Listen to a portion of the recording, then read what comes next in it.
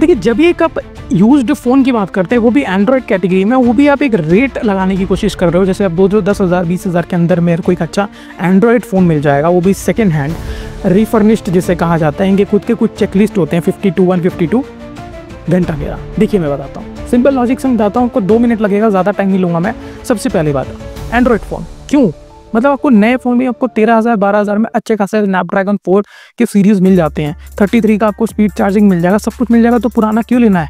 पुराना लेने के आपके मैं नुकसान बता देता हूँ, ओवरऑल बता देता हूँ, एक लॉजिकल आंसर बता दो। पहला चीज़, फ़ोन आपने लिया, ठीक है, इसके अंदर के पार्ट्स में कहाँ कहाँ इन लोगों ने ठीक किया आपको नहीं मालूम होगा। एक फ़ोन में IC रिपेयर हो गया ना, समझ लो, तो वो 3 से 6 महीना चलेगा, उसके बाद ये लोग का ख़राब हो जाता है, और ये कंपनी आपको 6 महीने का वारंटी देती होंगे, चेक कर लेना।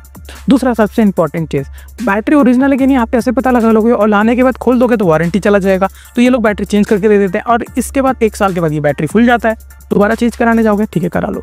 तो थर्ड चीज़ सबसे ज़्यादा इंपॉर्टेंट, इनके जो चार्जिंग पॉइंट होते हैं ये बहुत ज़्यादा डैमेज होते हैं, और ये लोग क्या करते हैं, अगर पूरी तरीके से डैमेज होगा तो एक नया चार्जिंग पॉइंट ये लोग लगा के देंगे। चार्जिंग पॉइंट का मतलब मैं कहना चाहता हूँ, चार्जिंग पिन जो होता है, इसके अंदर ये लोग उसको ठीक करके देते हैं, और आप इसे जब घर पे लेके आओगे 3-4 महीने के बाद ये दोबारा चला जाए, क्योंकि ये लोग ओरिजिनल नहीं डालेंगे तुम्हारे लिए, ठीक है।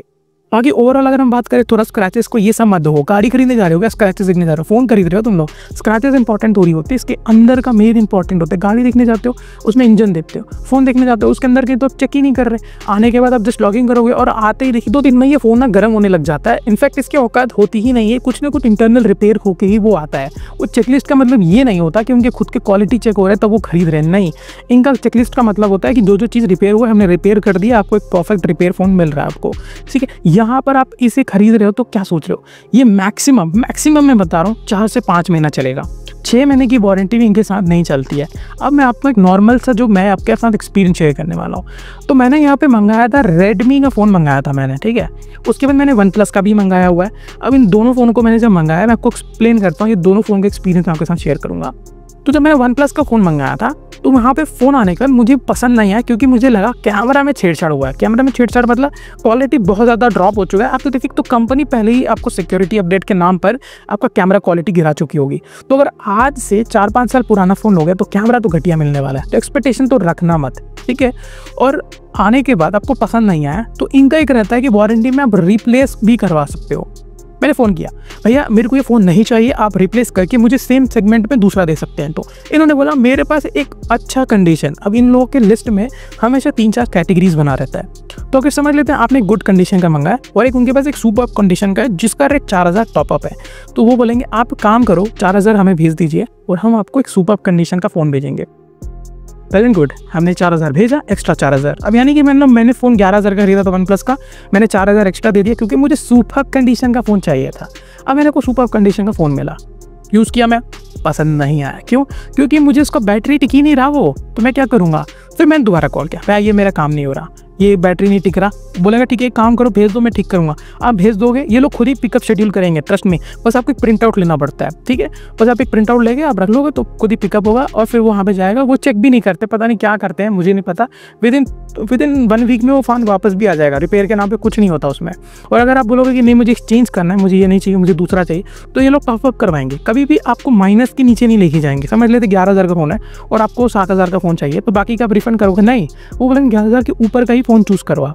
तो सेम अगर मेरे को OnePlus का नहीं चाहिए, मैं बोलूँगा मुझे पसंद नहीं आ रहा, आप एक काम करो मुझे सैमसंग वाला फ़ोन दे दीजिए, इस तरीके का एक्सचेंज कर दीजिए, 11,000 का ही है दोनों में, तो एक्सचेंज होगा, तब एक्सचेंज होगा, पर सेम गोज, थोड़ा सा प्राइस ऊपर नीचे होता है, कंफर्म है ये चीज़। ये तो आने के बाद वो फ़ोन ख़राब होगा, ऐसा ये इन एक लूप होल में आप फंस जाओगे इस तरीके से। तो जहाँ पे आप फर्स्ट स्टेज में एक आप 13 से 12,000 रुपये आप अमेज़ोन पे डाल दिए, फ्लिपकार्ट पे डाल के एक अच्छा फ़ोन ले लिए, नया फ़ोन ले लिए, भले ही आपका उसमें कैमरा अच्छा नहीं होगा, भले ही आपका बाकी सारी चीज़ें तो नहीं है ना, स्नैपड्रैगन 4 के सीरीज़ मिलते हैं, काफ़ी अच्छा होता है 11,000 में, वो गेम भी खेल सकते हो उसमें तो आप आराम से, 33 का आपको स्पीड चार्जिंग मिल जाता है आराम से। तो ये सारी चीज़ें आप एक नए में लोगे ना तो आराम से 3 साल चल जाएगा। बट वहीं पे जब एक सेकेंड हैंड एंड्रॉयड पे आते हैं तो आप इसमें गलत कर रहे हो। अब इस चीज़ में फंसते कैसे हो? क्योंकि कुछ ऐसे क्रिएटर्स हैं जो इन चीज़ों को हाइप करके रखे हुए हैं कि नया लेना क्यों है, सेकेंड हैंड ले लो ना, कहाँ मैं 40,000 30,000 खर्च करूँगा, मुझे 12,000 में वो फ़ोन मिल रहा है। बट एक्चुअल में आप खरीदने जाते हो तो वो 12,000 का नहीं मिलता है, वो 22 से 23,000 का मिलता है। और 22 से 23,000 सेकेंड हैंड, वो भी एंड्रॉयड में खर्च करना तो मैं कभी नहीं मानूंगा। इनफैक्ट आईफोन पे भी मैं नहीं मानता हूँ। आईफोन पे भी 30-40 हज़ार, वो भी आईफोन 11 पे बिल्कुल भी नहीं मानता मैं इस चीज़ पे। आईफोन 11 बहुत पुराना है भाई, बहुत ज़्यादा पुराना हो गया, कौन खरीदता है उसे। सो ये था मेरा छोटा सा वीडियो ऑन एंड्रॉइड। मत खरीदो भाई, नया ले लो, बेस्ट है। मैं तो यही बताना चाहता हूँ। बड़ा भाई समझ लो, छोटा भाई समझ लो, जो समझना है समझ सकते हो, बट ट्रस्ट मी, मेरा आपसे कोई लेना देना नहीं। मैं भी चाहूँ तो बता सकता हूँ कि जाओ खरीद लो यार, ये सारा लिंक नीचे दे रहा हूँ, इससे मैं भी कमीशन कमाऊँगा, तुम खरीद लो, बट कोई मतलब ही नहीं है ना भाई, ट्रस्ट मी। सो यहीं तक रखते हैं। कोई भी डाउट आता है बेझिझक कमेंट सेक्शन में पूछ सकते हैं, कुछ भी पूछना है पूछ सकते हो। मिलते हैं नेक्स्ट एपिसोड में, तब तक के लिए बाय।